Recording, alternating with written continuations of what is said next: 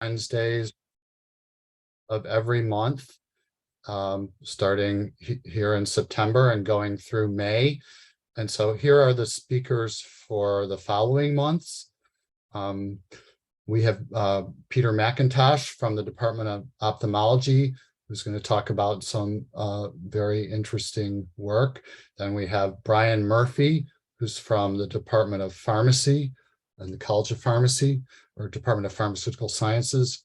And then we have LaRon Nelson from Yale in December, and that's an HIV-focused presentation because it's World AIDS Day. These are all really great speakers. So we hope you can join us for some of these follow-up meetings, and then the meetings for the winter and spring will be announced sometime later this fall. And if you have any ideas or suggestions, please reach out to us and we'll see if we can accommodate them. Okay, Jeannie, you can go to Lelia's first slide. So now gives me pleasure to introduce Lelia, but let me also say first, I knew this would happen eventually, and it happened today that I actually have a flight. So after I introduce her, I'm going to switch to my iPhone and listen on my iPhone as I'm going to the airport and checking in, getting on board. So I have asked Lelia to manage the Q&A rather than myself, but anyways, I'm excited to hear your talk, Lelia. So Lelia Chaisson is a research assistant professor in the Division of Infectious Disease in the College of Medicine. She is a core faculty member of the Center for Global Health, and we're really lucky to have her because she brings a lot to our center. So her research interests are focused on tuberculosis and HIV, including global epidemiology and control, prevention and diagnostics. Her current work is based in Brazil and Uganda, as you'll hear about a little today.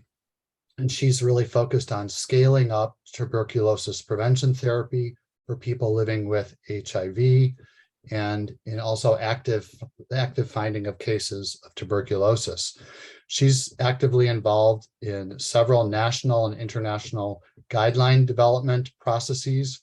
She's contributed to the CDC and WHO guidelines for treatment of drugs susceptible tuberculosis, systemic TB screening, and TB screening and diagnostic algorithms for people living with HIV. Lelia received a master's in epidemiology from the London School of Hygiene and Tropical Medicine and a PhD in epidemiology from Johns Hopkins School of Public Health. She has many publications and many grants in this area.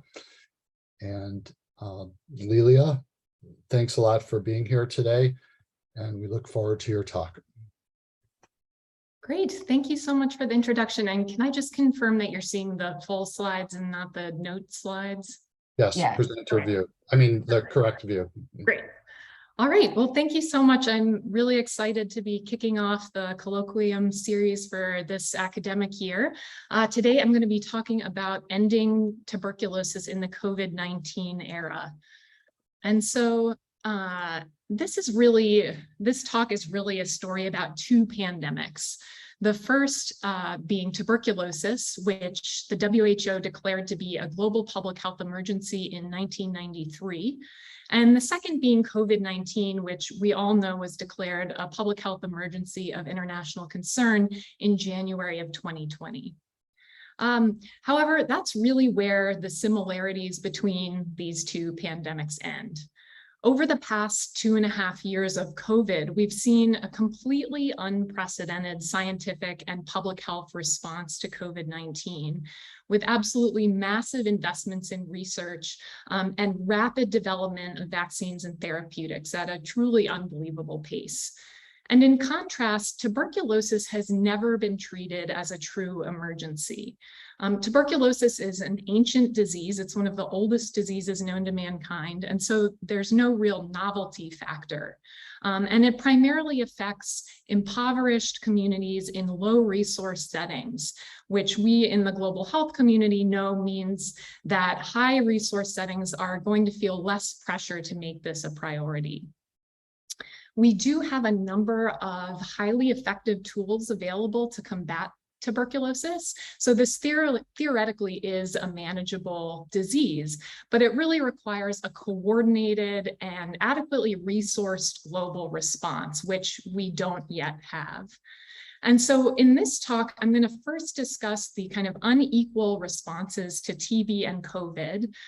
Next, the impact of the COVID-19 pandemic on tuberculosis.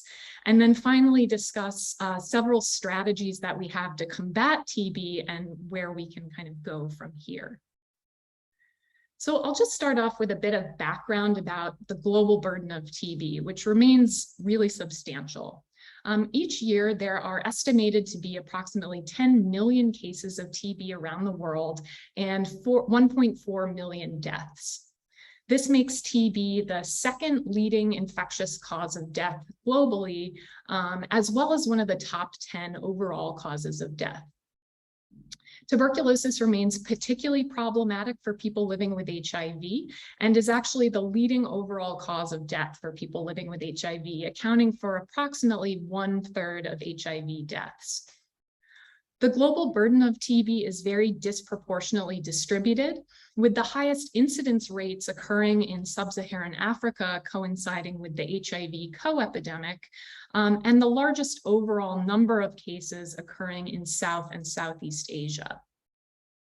Importantly, approximately 1/4 of the global population is estimated to be latently infected with Mycobacterium tuberculosis. So these individuals have a latent TB infection and are at risk of reactivation or progression to TB disease at any time. Although the US is considered a low TB burden setting, it does remain a concern for some populations here. In 2021, there were close to 8,000 TB cases in the US and an estimated 13 million people with latent TB infection in the US. As I mentioned on a previous slide, TB is not evenly distributed globally. There are 30 high TB burden countries that together account for 86% of all estimated incident cases worldwide. And just 8 countries account for 2/3 of the global total of TB. And the severity of national TB epidemics varies widely between countries, ranging from incidence rates of less than 5 to greater than 500 cases per 100,000 per year. We also see significant geographic heterogeneity in the US as well, with 7 states exceeding the national TB incidence rate of 2.2 per 100,000. So in the continental US, the states with the highest TB incidence are those states that generally have higher immigration, such as California, Texas, and New York. And the states with the highest incidence overall are Alaska and Hawaii. So it's clear that TB remains a major global health concern, much like COVID. But looking at the responses to TB and COVID is quite striking. So these figures just show a comparison of investments in TB research versus COVID research. And I think the differences are really astonishing. In 2020, COVID had over $100 billion in public funding for vaccines and therapeutics, compared to about $900 million for TB. And if we look at just vaccine research funding, as you can see on the right, COVID again had close to $100 billion in public funding, completely eclipsing the $118 million allocated for funding for TB vaccine research. And if we dive into these differences in vaccine research a little bit further, we can continue to see really stark differences. So tuberculosis, which was first identified in 1882 by Robert Koch, has just one vaccine available, and this is the BCG vaccine, which is largely ineffective. In comparison, COVID, which we know was discovered in late 2019, has 25 vaccines licensed for use. There are 15 vaccines currently in various stages of clinical trial for tuberculosis, compared to over 100 for COVID. And if we look at the timelines for vaccine trials themselves, it's also quite interesting. With COVID, we moved from preclinical work starting in January of 2020, all the way to approval for public health use by December of that same year. In contrast, preclinical work on novel TB vaccines began over 20 years ago in the early 2000s, and phase 3 trials have not even started yet at this point. So the effectiveness of these novel TB vaccines is unknown, and approvals, if they ever occur, likely won't happen for many years. Despite these pretty meager investments in TB research, the global health community had been making some progress in TB prevention and management prior to COVID. Up through 2019, there had been some incremental but important progress towards reducing the global TB burden, with increases in the number of people being treated for TB disease, as you can see here on the left, and really significant gains in scale up of TB preventive therapy, as you can see here on the right, particularly with TB preventive therapy for people living with HIV. And importantly, these improvements in TB management had translated into actual declines in TB mortality. And while we weren't quite on track to meet WHO targets for 2020, things were still generally heading in the right direction. But next in 2020 came COVID and the COVID pandemic, and everything really came to a crashing halt in terms of progress in TB management. COVID understandably became the focus of the public health community, and many countries that had already been dealing with major TB epidemics, such as India and Brazil, were also faced with huge COVID pandemics. And the impact of this was feared to be huge. So this paper was a collaboration between researchers from Imperial, Hopkins, USAID, and the Stop TB Partnership. And it aimed to model the potential impact of lockdowns, which was feared to be pretty substantial because they can have long-lasting effects on other diseases, even when lockdowns only last for a short period of time. So in this modeling work, the authors speculated that a 3-month lockdown followed by a slow 10-month restoration in services could result in over 6 million additional TB cases and over 1 million additional deaths over the next 5 years. So this would translate to a setback of at least 5 to 8 years in the fight against TB due to the COVID pandemic. And unfortunately, the reality of COVID on TB actually turned out to be even worse than those pretty dire projections.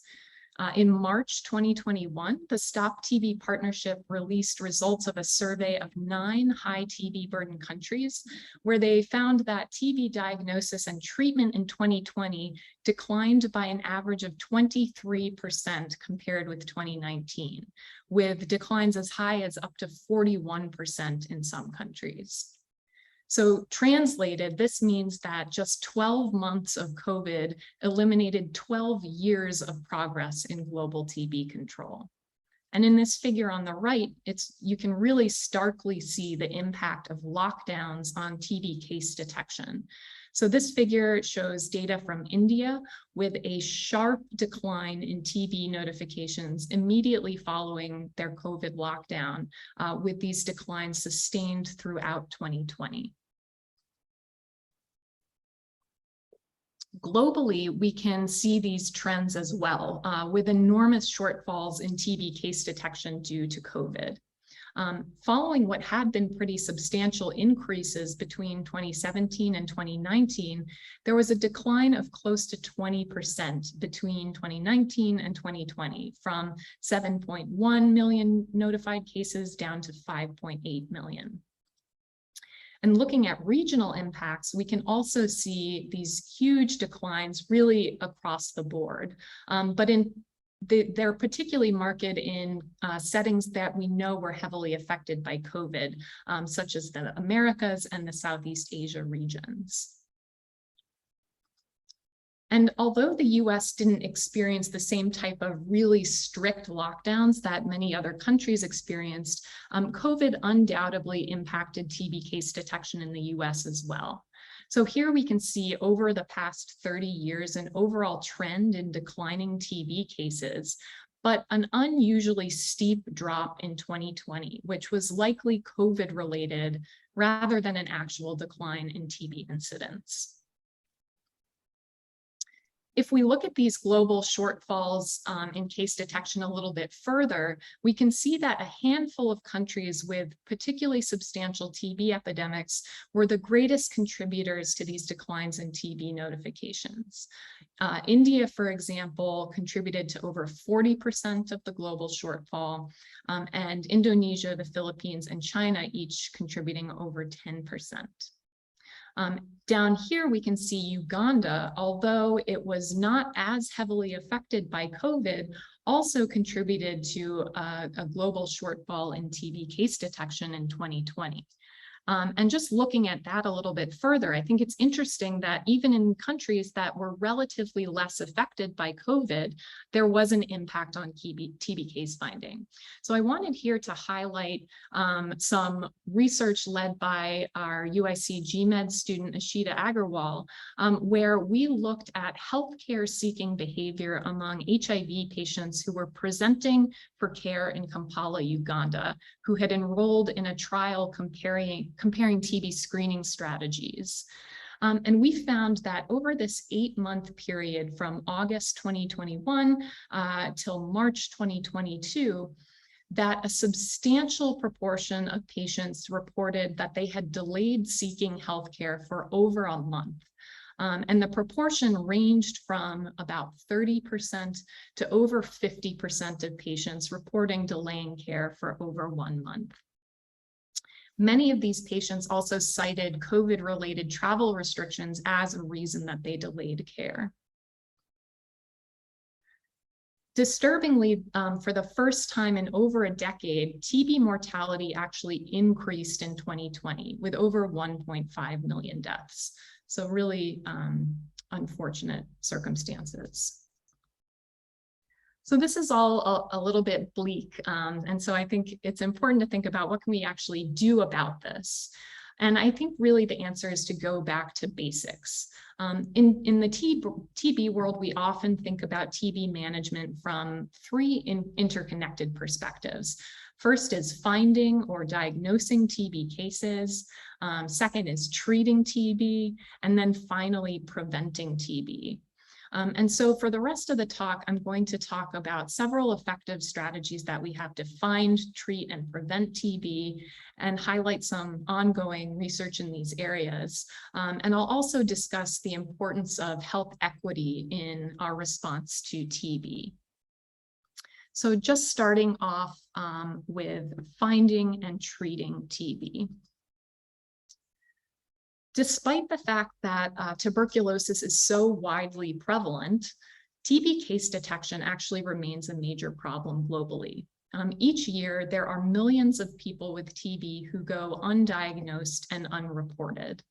So in 2020, for example, of the 10 million people with TB, only approximately 6 million were diagnosed and reported, meaning that there were 4 million missing TB cases.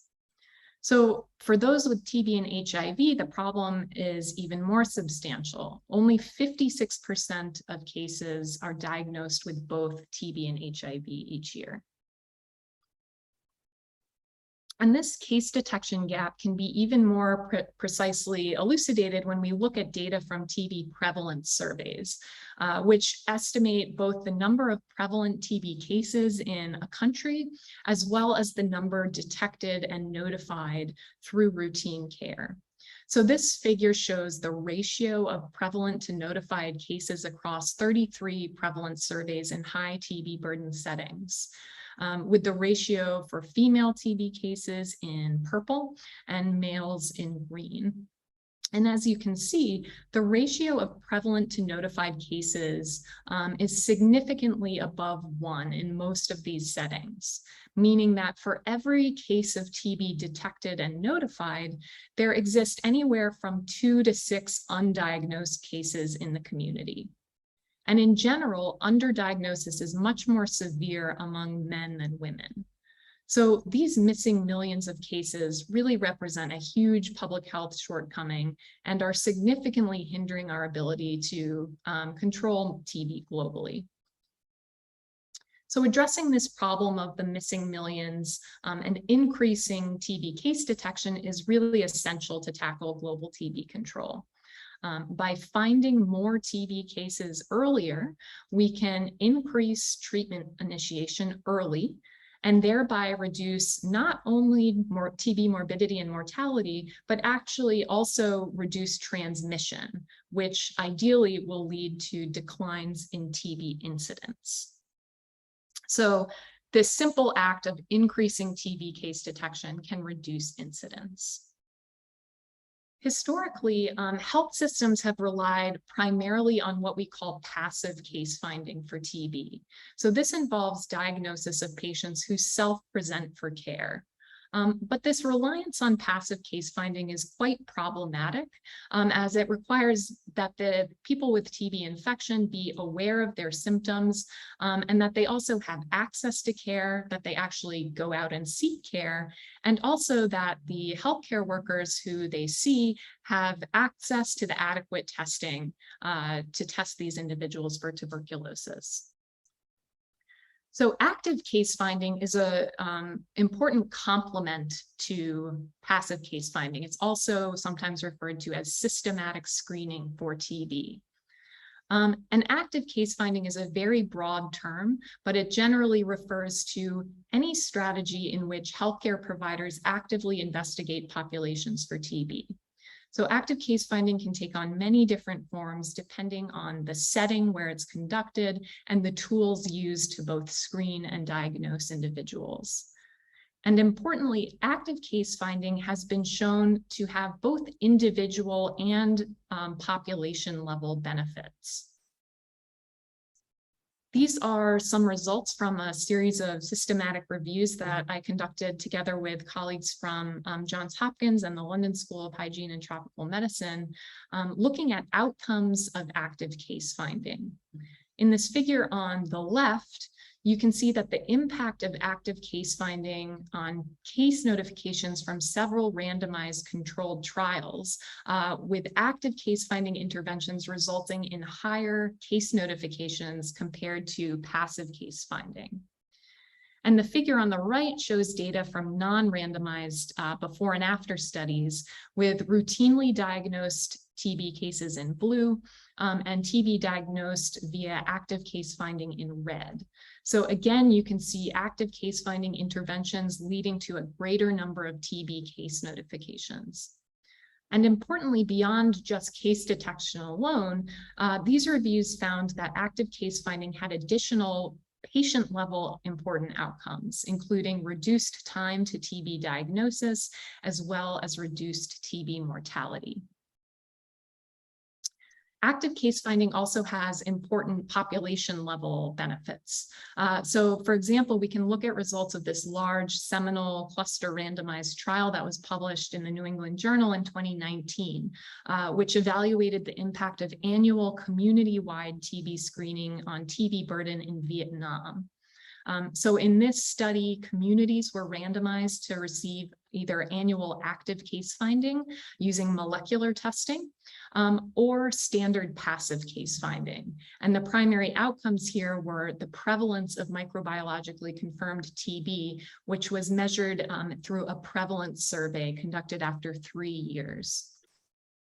And these are the primary results from the trial, showing that prevalence of TB in the intervention group was 126 per 100,000 population, compared with 226 per 100,000 in the control group, demonstrating that repeat active case finding campaigns led to a 44% lower TB prevalence compared to standard passive case finding. In addition to TB prevalence, active case finding also has been shown to reduce TB incidence. So this is a paper that was published in 2021 from the Zero TB in Tibetan Kids study, which is led by Dr. Kunjak Dorji from Johns Hopkins. And in this study, they performed active case finding among Tibetan refugee children attending boarding schools in Dharamsala, India. So this is a community that is at extremely high risk of TB, and this setting of boarding schools adds an additional environmental risk for TB. So children in the study were screened for TB disease as well as latent TB infection annually. And the results were really amazing, showing that implementing a TB control strategy that includes active case finding led to an 87% reduction in TB incidence from 2017 to 2019, as well as significant declines in the prevalence of TB infection among these refugee school children. So really incredible results. So active case finding has these important individual and population level benefits, but thinking through exactly how we can design and implement active case finding programs is pretty challenging. Ultimately, there are three main components or ingredients that together affect the implementation and yield of active case finding campaigns. The first is the population being screened. So this can include general community populations or more specific risk groups, such as people living with HIV. The second component is the tool that we use for screening. So in other words, this is the tool that we use to assess everyone in the population to see if they need to undergo confirmatory diagnostic testing. So some common screening tools that are used for TB include symptom-based screening, as well as chest X-ray, or even in some circumstances, molecular testing via gene expert. And then the final tool or component is the confirmatory test being used to diagnose active TB. So mycobacterial culture is the gold standard for tuberculosis, although logistically implementing this in many settings is challenging. And so more often we rely on expert molecular testing or less ideally sputum smear microscopy. So each of these components is really important, an important factor of active case finding and can affect the yield of an active case finding campaign, whether that's due to the underlying burden of TB in the population being screened or the variable accuracy of the screening and testing tools that we use to identify TB cases. So active case finding campaigns can be very resource intensive. And so thinking through the potential yield of these various strategies is really an important programmatic decision. The yield of active case finding will vary quite a lot, depending on all of these factors that we discussed on the last slide. But the yield of various campaigns had not really been well established in the literature. And so to investigate this further, my colleagues and I conducted a large systematic review on the yield of active case finding for TB, where we sought to determine the number of people needed to screen, or abbreviated as NNS, in order to detect a case of TB. So in this review, it was an enormous undertaking. We screened over 27,000 papers on active case finding and identified 439 meeting our eligibility criteria. In each of these studies, we calculated the number needed to screen to detect a case of active TB, and we stratified our results based on population or risk group, country TB burden, as well as the screening algorithm used in the study. So looking here at the results of the review, specifically for people living with HIV, in this figure, you can see the weighted mean number needed to screen estimates with ranges, stratified both by screening strategy as well as country level TB burden. And this is a little bit of a busy figure, but I think the key takeaway is that The number needed to screen to detect a case of TB among people living with HIV is extremely low across the board. So even in lower TB incidence settings, the number needed to screen for people living with HIV is extremely low, 34 for using symptom-based screening and 16 using the more sensitive expert-based screening. In higher burden settings, the number needed to screen is also incredibly low. So basically, these results just tell us that people living with HIV remain a group at high risk of TB, and screening in this population will be very high yield. The yield of active case finding for non-HIV risk groups can also be quite high. So these figures from our study again show NNS estimates in groups with either structural or occupational risk factors for TB. So we included here people in prisons, migrants, people experiencing homelessness, and healthcare workers. And the NNS estimates are generally higher than those for people living with HIV, but still quite low overall, indicating that screening in these groups will identify a large number of TB cases. So we talked about finding TB and initiating people on treatment. And so I want to next talk about this third component of this cascade of finding, treating, and preventing TB, and talk about how do we prevent TB, and specifically how do we prevent TB through uptake of TB preventive therapy. So just a quick overview of TB preventive therapy. As I mentioned at the beginning of the talk, about a quarter of the global population is estimated to be latently infected with Mycobacterium tuberculosis. So these individuals are at risk of TB reactivation or progression to active disease at any time. But fortunately, progression to active TB can actually be prevented via TB preventive therapy, also abbreviated as TPT. The most common regimens for TPT involve either a course of isoniazid or a combination of isoniazid and rifapentine. And TB preventive therapy substantially reduces TB risk for people with MTB infection and is specifically recommended for a number of high-risk groups, including people with HIV and contacts of TB cases.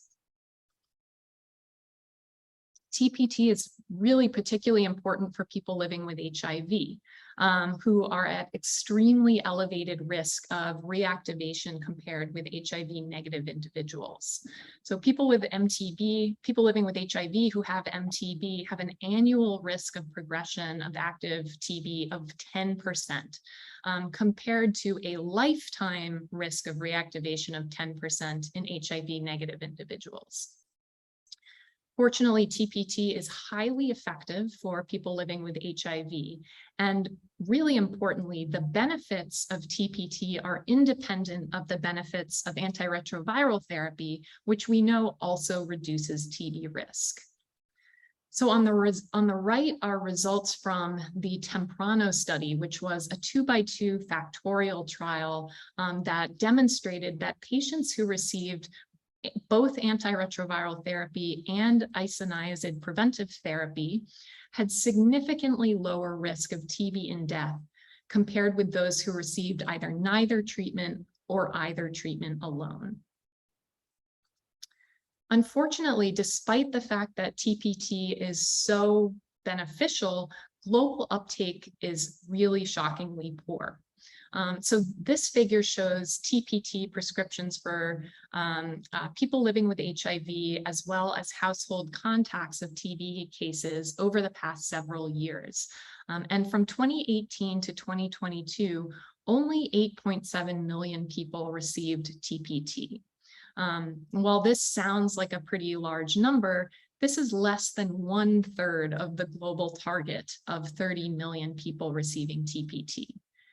Some would also argue that the global target was also lower than it should have been. So 8.7 million is really an unacceptably low number of TPT prescriptions.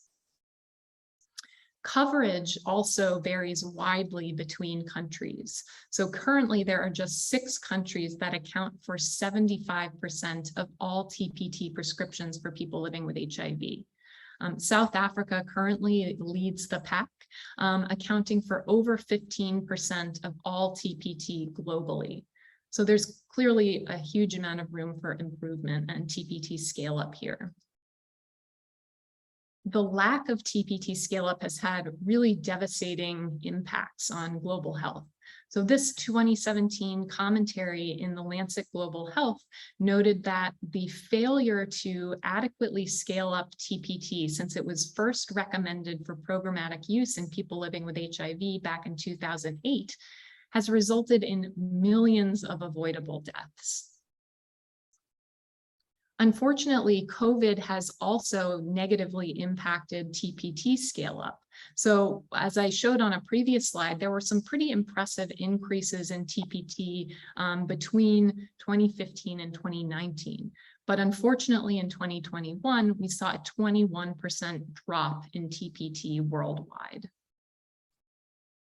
So scaling up TPT is clearly critical for global TB management and prevention. So how do we actually go about doing this? And I think the first question we have to address is who is eligible for TPT? In many high TB and HIV burden settings, people living with HIV are eligible for TB preventive therapy as long as they have active TB disease ruled out. So this is just simply due to the incredibly high underlying burden of TB in this population. So no testing required, only active TB only has to be ruled out to initiate a TPT prescription. So this means that TB screening algorithms that have both high sensitivity and high specificity can help facilitate increased TPT by accurately ruling out active disease. But in other settings, things are a little bit challenging. So in many other settings that don't have such a high underlying TB HIV burden, a positive test for TB infection is required to initiate TPT. So if we think about this kind of TB prevention cascade, we start with a group at risk for TB infection, for example, people living with HIV. The next step is undergoing TB screening. In a setting where a positive test for TB infection is, this gets divided into 2 parts. First, testing for TB infection, and second, ruling out active TB for those who test positive. The next step is initiating TPT, and then finally completing TPT. So this represents the entire cascade of TB prevention.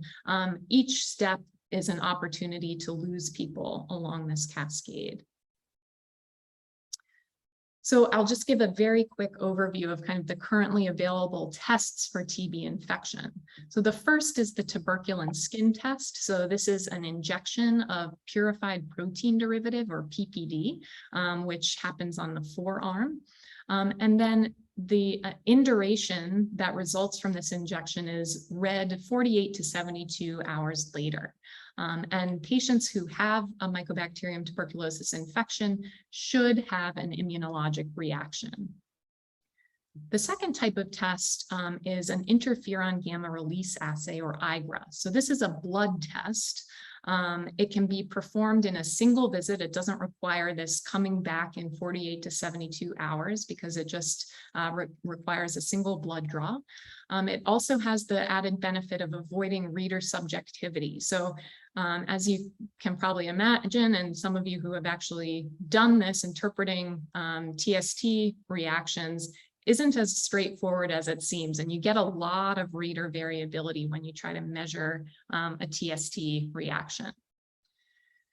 IGRAs also measure immunologic responses to MTB specific antigens, so they are more specific than tuberculin skin tests. But they also have some problems. Both of these tests have a number of problems in terms of accuracy. They are not gold standard. There is no gold standard for diagnosing Mycobacterium tuberculosis infection. So the accuracy is not great.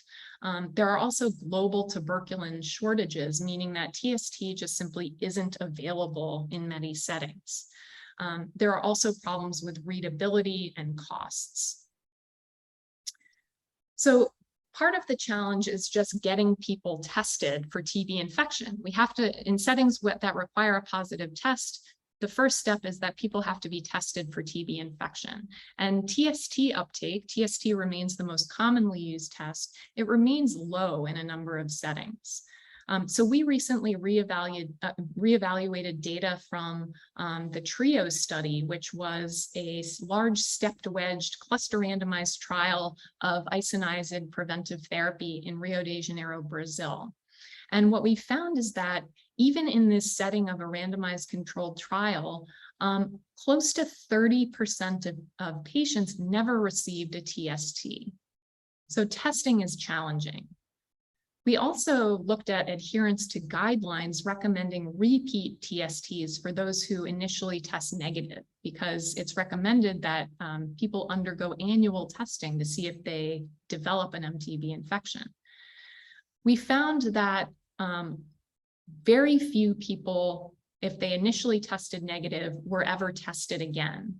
But among the people that were retested, about 13% tested positive subsequently, meaning that these people were infected with MTB within a 2-year follow-up period and are therefore at high risk of active tuberculosis and would be benefiting from TB preventive therapy.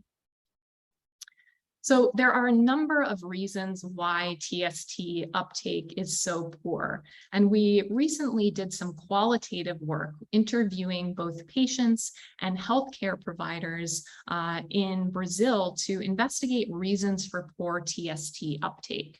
There were a number of reasons reported, including tuberculin shortages, so just kind of logistical challenges where tuberculin's not available, so TST can't be performed. As well as just challenges in kind of understanding who should be tested, as well as providers not being convinced that testing is worthwhile and not being convinced that TPT is an effective strategy to prevent tuberculosis. So a lot of challenges, but one really important one being just availability of TST.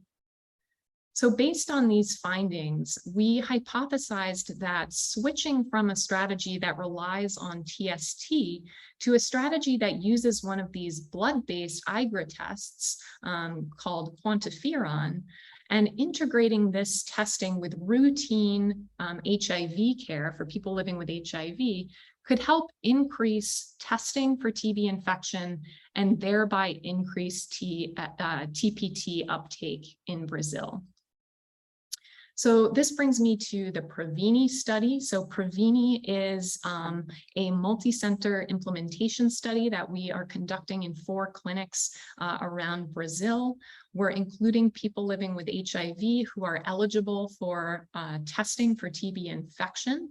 And the intervention is implementing IGRA testing via QFT at routine CD4 and viral load blood draws. So this is trying to just integrate this TB infection testing into already routinely done HIV care.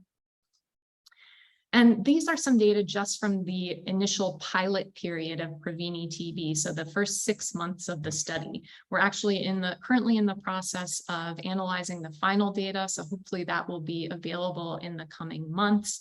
But here we see that in this pilot data from PREVENI, of the 1,519 individuals who were eligible to receive a quantiferon test, 64% were actually referred for quantiferon testing, and only 44% were actually tested. So even in a setting where we pair this test with routine HIV monitoring, getting providers to actually order a test remains a challenge. So we've implemented a few strategies across our different sites to try to improve testing, including having and treatment, including having what we call a champion method in our clinic in Sao Paulo, where we have one of our clinicians who's a real advocate for TPT, really going around and telling her colleagues to get people tested and get them started on TPT. In our site in Manaus, we actually opened an LTBI specific clinic. So this is kind of taking this decision point away from the HIV doctors and allowing TB specific clinicians to make decisions about testing and treatment initiation. And then finally, an alternative TPT regimen becoming available in Rio and Manaus. So at the beginning of the study, the most widely used regimen was a 6-month course of isoniazid.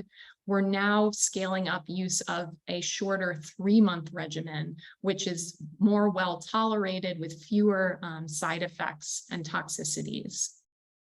So hopefully over the coming months, we'll see the results of all of these strategies to increase both testing for TB infection as well as TPT uptake.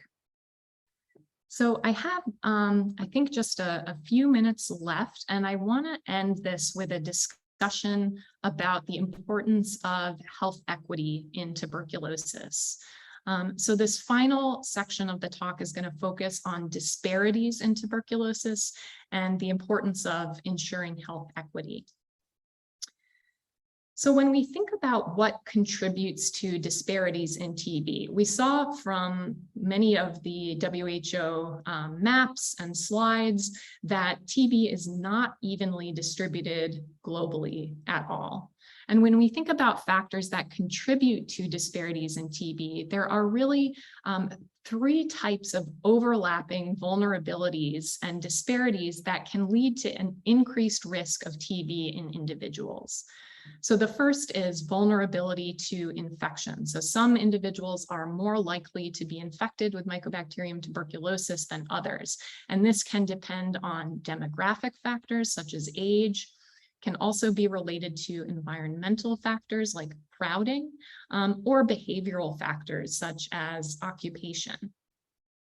The second vulnerability impacting disparities in TB is vulnerability to disease progression, which again can depend on demographic or clinical factors such as HIV, diabetes, or sex. So we know that once an individual has an MTB infection, these factors all influence the likelihood that an individual will progress to active TB. Can also depend on behavioral factors such as alcohol use, or again, environmental or social factors such as access to food, so high quality nutrition. And then the third vulnerability is vulnerability to inadequate care. So this is much more related to social and structural factors. So gender can be an important consideration here if women have less access to healthcare than men in some settings. It can also just be related to structural factors such as general healthcare availability in a geographic setting, as well as availability of appropriate diagnostic tools.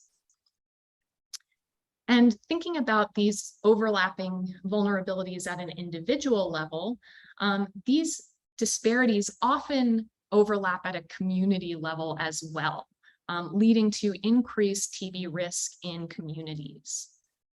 So this is kind of an ongoing cycle where a greater burden of TB in individuals will lead to ongoing transmission, which will lead to greater community level burden, and therefore lead to higher risk for those individuals. So it's this big cycle. So this goes on and on.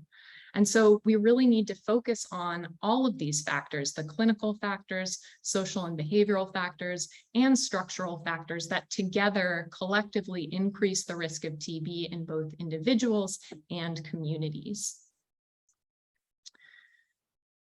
So it's clear that there are a number of important risk factors for TB, and individuals in these groups have a disproportionate burden of TB. But many of the risk factors for TB are really markers of poverty. And TB has long been considered a disease of poverty. So this is a quote from Wade Hampton Frost, who was a famous epidemiologist who studied tuberculosis quite intensively. And he noted the association of poverty and TB back in the 1930s. So in this 1937 article, he argued that the poor required special protections from disease, both in terms of social protections and biomedical protections. And he stated, the two conditions which favor tuberculosis are intimate exposure and poverty. When these two meet is where double protection is needed. In the 1960s, the French physician Georges Canetti suggested the possibility of eliminating TB in a country is really just a function of its economic level. So these are data showing TB incidence rates in New York in the 1970s across different socioeconomic levels. And these socioeconomic levels were defined based on education, occupation, and income. And as you can see, those in the lowest socioeconomic group had extremely high rates of TB at over 120 per 100,000, compared to really low rates among those in higher socioeconomic groups. This association of poverty and TB continues to be true today. So this shows TB rates by country GDP with a really striking relationship of low incomes and high TB incidence rates.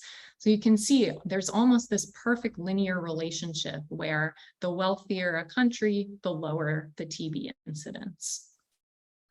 And looking at another example in India, we see rates of TB are highest among the poor and become correspondingly lower as incomes rise. And again, we see this almost perfect linear relationship between TB risk and wealth. We can even see this within the US. So if we use housing status as a marker of poverty, these are data from a high TB prevalence area in Texas, showing really astronomically high TB rates among people experiencing homelessness in this bar on the top, hovering close to 500 per 100,000. So just to compare, this is close to the rate that we see in South Africa, which is one of the highest burden countries in the world. So really astonishing disparities in the US. Poverty and TB are linked for a number of reasons, including reasons related to crowding, ventilation, nutrition, substance use, and again, lack of access to health services. So it's clear that poverty can lead to increased risk of TB. And importantly, the reverse is actually also true as well. So TB can lead to increased poverty. So these are data from a survey study of TB patients in Nepal, which showed that TB patients experienced a really massive increase in unemployment following a TB diagnosis, from around 40% unemployment to around 70% unemployment. In addition to this, over a third of patients experienced food insecurity during TB treatment. The World Health Organization also monitors the economic impact of TB by measuring what they call catastrophic costs, which are defined by the total cost related to TB management exceeding 20% of annual household income. So in this figure here, we can see the proportion of TB households facing catastrophic costs. And among all TB cases, nearly 50% of households faced catastrophic costs. And among households with drug-resistant TB, it was over 80%. We can see here some countries with extraordinarily high catastrophic costs, including the Solomon Islands, which tops the chart with close to 90% of households facing catastrophic costs. And unfortunately, catastrophic costs are rising. So these are data from sub-Saharan Africa looking at costs over time. And we can see that after some decline in the early 2000s, the incidence of catastrophic health expenditure has been going up again. Interestingly, when we look at what is contributing to these high costs, we see that a relatively low proportion of costs are actually directly related to medical expenses. So these are data from a survey in the Solomon Islands, which again, kind of topped the charts in terms of catastrophic costs. And they found in this study that only that less than 10% of costs were directly related to medical expenses. And really the bulk of what was contributing to costs was income loss and non-medical expenses. So TB and poverty are really caught in this vicious cycle where poverty increases risk of TB disease and TB further increases risk of poverty. And this cycle just is a vicious cycle that goes on and on. Importantly, in the most recent global TB report, Dr. Tedros, the Director General of the WHO, really emphasized this relationship. And he stated, "I want to remind you that the struggle to end TB is not just a struggle against a single disease. It's also a struggle to end poverty, inequality, unsafe housing, discrimination, and stigma, and to extend social protection and universal health coverage." So the last couple of slides, I just want to touch on an issue that I know is kind of at the front of everybody's minds these days, and this is thinking about health equity through the lens of the crisis in Ukraine. So we've talked about kind of how COVID has impacted TB globally. Fortunately, now that we're several years into COVID, countries are starting to gradually integrate COVID-19 responses into the healthcare systems. And some of those initial devastating declines that we saw in 2020 are starting to slowly be resolved. But there are other important factors that are going on in the global community that are impacting health equity and TB specifically, including the war in Ukraine. So just to give a little bit of background about tuberculosis in Ukraine, Ukraine has quite a high TB incidence in the European region, with a TB incidence of 73 per 100,000. 1/4 of TB cases in Ukraine are multi-drug resistant, making Ukraine have the 4th highest TB incidence in the WHO European Union and the 5th highest number of XDR TB cases globally. So TB, and specifically drug resistant and XDR TB, are major concerns in Ukraine. We now, due to the war in Ukraine, have a refugee crisis. These are data from just about a week or so ago, looking at the refugee crisis due to the war in Ukraine. There are over 14 million internally displaced or forced to flee Ukraine, and close to 7 million refugees reported across Europe. And TB has always been a major concern in refugee populations. So these are data from a systematic review looking at TB among refugees and asylum seekers, where they found that the prevalence of active TB in refugees and asylum seekers was 1,331 per 100,000. So absolutely astonishingly high rates of TB in this population. So just thinking about kind of how do we approach TB management globally? There are a couple of important components that need to come together. First is ensuring health and social care. So we need to ensure universal access to high quality TB services, and we need to focus on groups that are at highest risk and most vulnerable, including all of the populations that we've discussed throughout this talk. The next factor is closely related, and this is thinking about determinants of disease. So reducing underlying vulnerability by considering health in all policies. And then finally, we can't forget about both national and international commitments to support programs to prevent, find, and treat TB. So just to conclude, we have seen completely unequal global responses to COVID-19 and TB, with COVID really receiving a massive amount of investment, really radically fast academic discoveries in terms of vaccines and therapeutics, and TB really never having been treated with any urgency by the global community. There are overlapping vulnerabilities that contribute to major disparities in TB, both at the individual and the community level.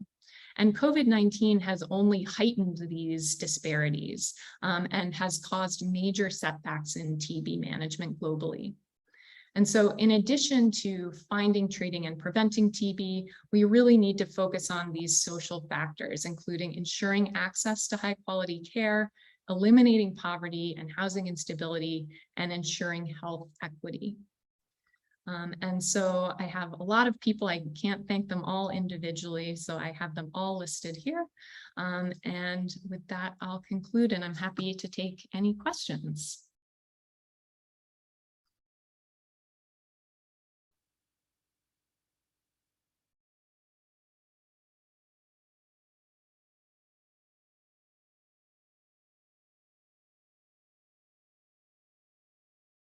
If anyone has questions, you can raise your hand and I will give you permission to speak.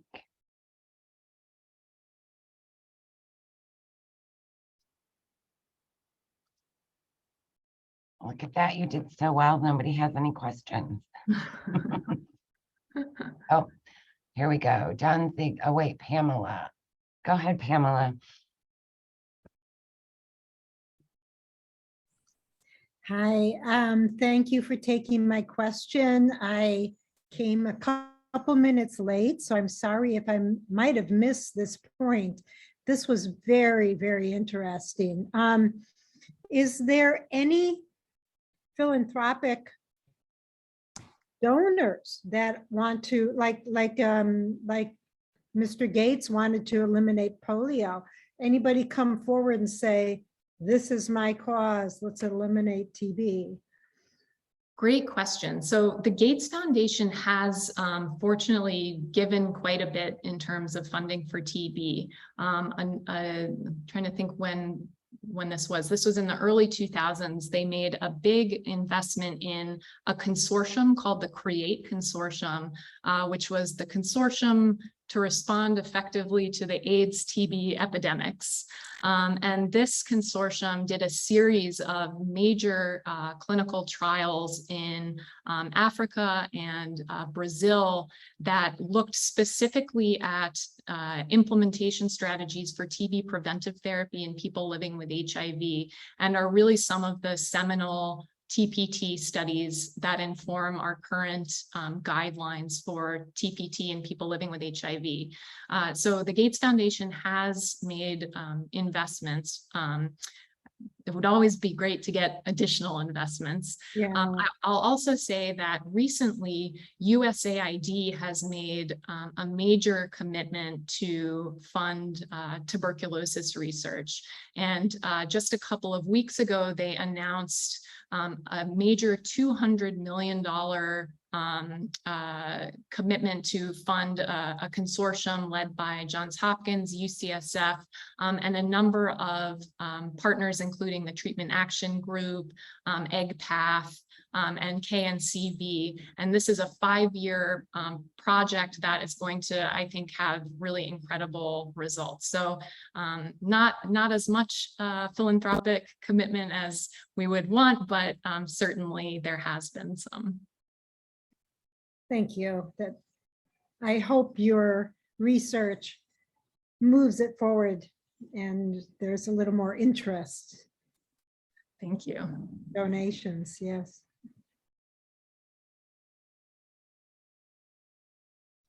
And I think Nadine, I yes, think. great.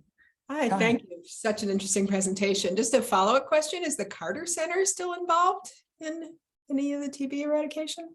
That's a good question. I'm not super familiar with a lot of what the Carter Center is currently working on, so I don't have a great answer for that, unfortunately, but I can certainly look it up. Thank you.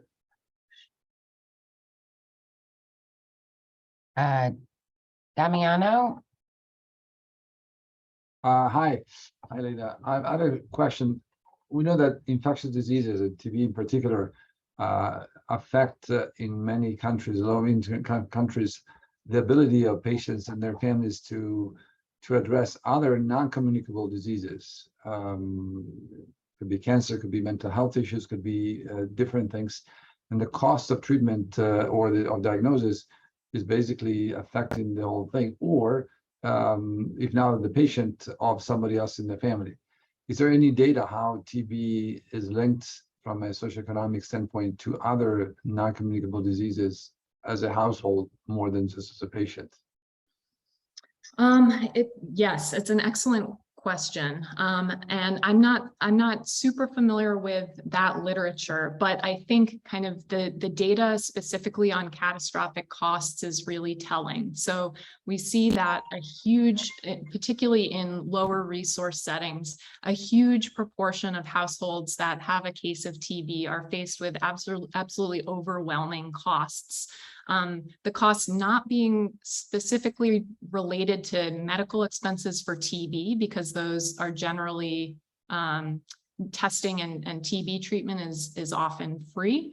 But due to all of the other factors, including transportation costs in order to get to clinics, housing, loss of income, all of these factors that really have devastating impacts for households. And so those would definitely have major impacts in terms of other diseases as well. I'll say that there's also a problem of, even if you find and treat TB, there are residual lasting health impacts of TB. One of the other kind of differences between the response to COVID and TB that I didn't really get into so much is the big commitment in COVID of focusing and studying and understanding long COVID. There really has been almost no investment in studying post-TB lung sequelae, which are quite common and a big problem. And so TB can't kind of be considered as this disease where if you get tested and treated for 6 months, you're cured. There can be lasting impacts as well, which will have important impacts on other vulnerability to other diseases and availability or ability to access testing and treatment.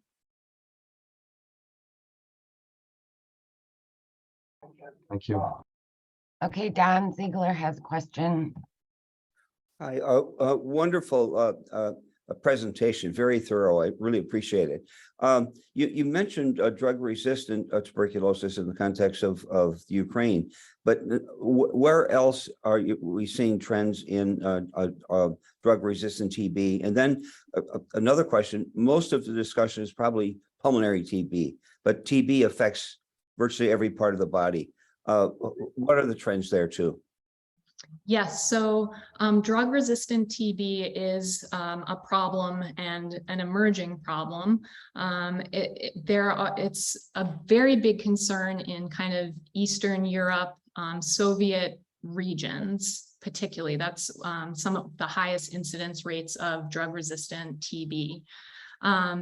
This has major implications, obviously, for treatment of drug-resistant TB. The regimens are longer and much more grueling, but it also has major implications for TB preventive therapy. The most commonly used regimens that we use for TPT are really targeted towards drug-susceptible TB. And so there is ongoing research into identifying TB preventive therapy regimens specifically targeted towards drug-resistant TB.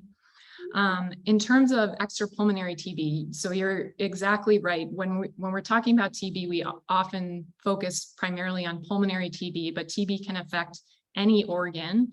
And extrapulmonary TB is an important problem, and diagnosis of extrapulmonary TB, it can be a big challenge because, most of our diagnostics for TB, we generally, get a sputum sample and test the sputum sample. And so diagnosing extrapulmonary TB can be a challenge. There is quite a bit of research in specific extrapulmonary TB manifestations, such as TB meningitis, which is one of the most severe forms of extrapulmonary TB. Extrapulmonary TB is less common than pulmonary, but is certainly a major problem and challenges with diagnosis and treatment. Okay. Anybody else? I don't see any hands up. That's it. Thank you so much. All right, well, thank you so much. This was really great, and I look forward to the other colloquium the rest of the term. Yes, thank you. I will be posting this video on our YouTube channel for everybody, and we will see you next month for Dr. Peter McIntosh. Thank you.